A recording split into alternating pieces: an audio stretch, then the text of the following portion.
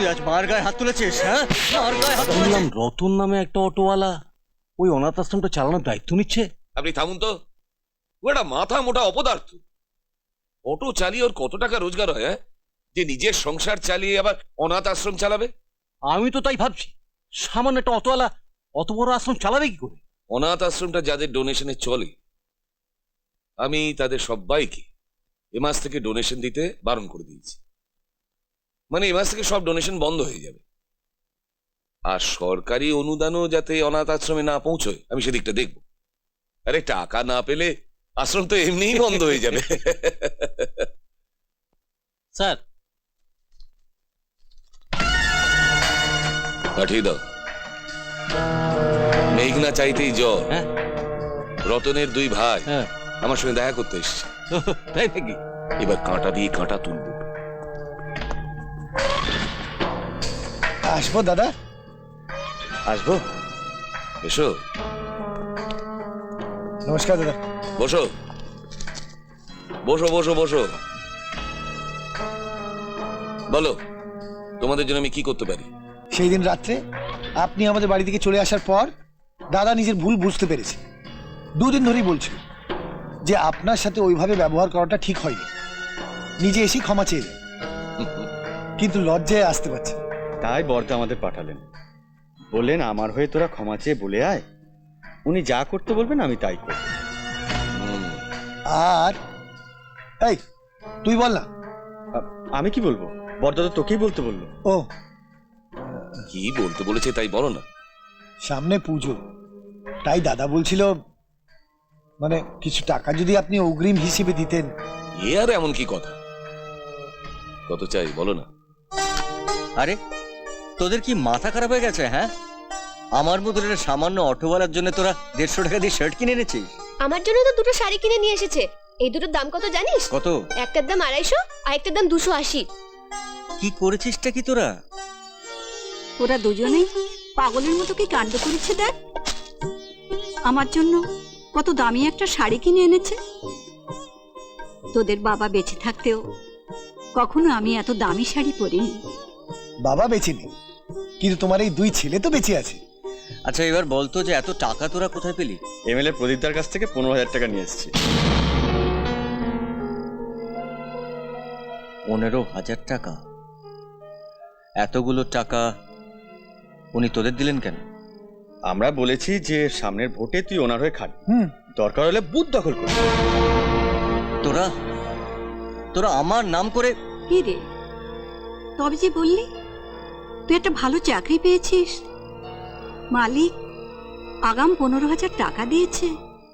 হ্যাঁ চাকরি তো বটেই। প্রদীপদা বলেছেন দাদা যখন রাজি হয়েছে তখন প্রত্যেক মাসে 15,000 টাকা করে দেবে। ভোট হতে এখন অনেক দেরি। তোর যদি ইচ্ছে হয় বুথ দখল করা করবি, নাহলে আমরা দুই ভাই মিলে করব। এখন তো বেশ কিছু টাকা কামিনি। তোরা যা করার করবি, কিন্তু আমার নাম করে টাকা আনলি কেন?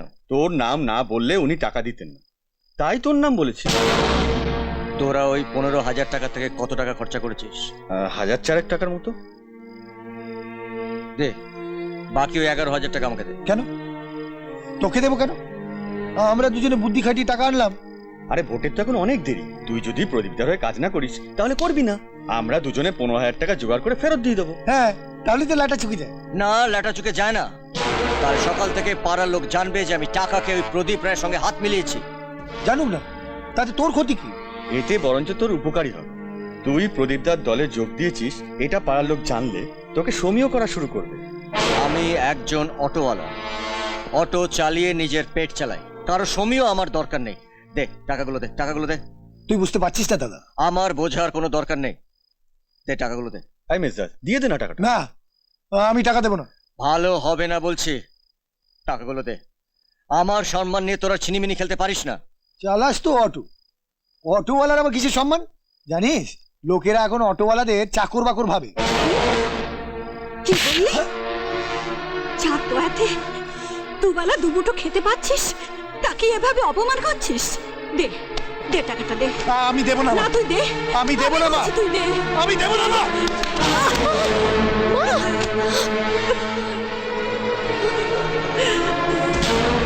তোর এত বড় সাহস, তুই আজ মার গায়ে হাত তুলেছিস? হ্যাঁ, মার গায়ে হাত তুলেছিস? মার গায়ে, হ্যাঁ?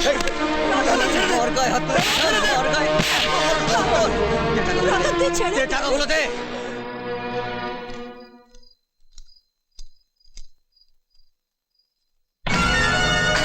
বাইশটা মানে 11,000 আমার ভাইরা 4,000 টাকা খরচা করে ফেলেছে। খরচা করে ফেলেছে বললে তো শুনবো না, টাকাটা আমার এক্ষুনি চাই। এক্ষুনি বললে আমি টাকাটা কিভাবে দেবো? তোমার সব চালাকি আমার জানা আছে। 4,000 টাকা দরকার ছিল, ভাইদের পাঠিয়ে 15,000 টাকা নিয়ে ভালো মানুষের মতো এখন 11,000 টাকা ফেরত দিতে এসেছো। আপনি আমাকে ভুল বুঝছেন দাদা। তুমি কি তোমার অটো নিয়ে এসছো? হ্যাঁ, অটোটা তুমি রেখে যাও, 4,000 টাকা ফেরত দিয়ে অটোটা নিয়ে যাও। পাগল, আমি আমার নতুন অটোটা এখানে রেখে যাই আর আপনি আমার অটোর পার্টসগুলোকে রাতারাতি খুলে বেচে দেবেন। আমি অটোর পার্টস বেচে দেবো? হ্যাঁ, আপনাদের মতন রাজনীতি করার নেতাদেরকে আমি খুব ভালো করে জানি। আপনাদের আঁতে ঘা পড়লে রাতারাতি মানুষের হাত পা কেটে গায়েব করে দেন, আর এটা তো সামান্য অটো।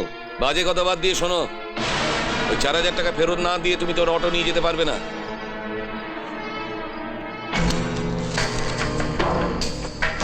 ওইটা কি হলো? এই টাকাটা তো আপনি আমাকে দেননি, যাদেরকে দিয়েছিলেন আমি টাকাটা তাদেরকে দিয়ে দিচ্ছি, আপনি তাদের কাছে টাকাটা নিয়ে নেবেন।